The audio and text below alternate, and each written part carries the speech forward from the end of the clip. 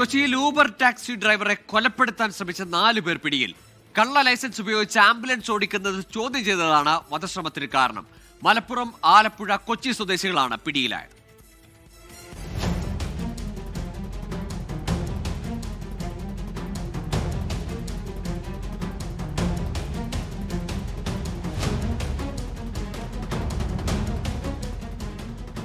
എറണാകുളം കടവന്ത്ര ഭാഗത്ത് യൂബർ ടാക്സിയിൽ കിടന്നുറങ്ങുകയായിരുന്നു പരാതിക്കാരൻ.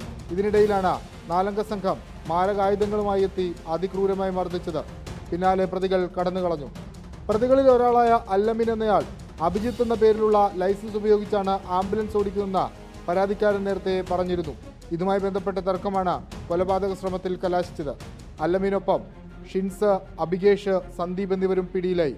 എല്ലാവരും മലപ്പുറം, ആലപ്പുഴ, എറണാകുളം സ്വദേശികളാണ്.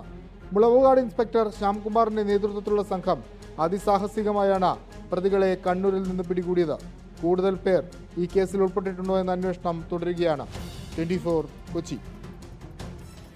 ലോകത്തെവിടെയായാലും ഏത് സമയത്തും 24 വാർത്തകളും ഓഗ്മെന്റഡ് റിയാലിറ്റി പാക്കേജുകളും എക്സ്പ്ലെയിനറുകളും വിശദമായി കാണാൻ ഞങ്ങളുടെ യൂട്യൂബ് ചാനൽ നിങ്ങൾക്ക് സബ്സ്ക്രൈബ് ചെയ്യാം.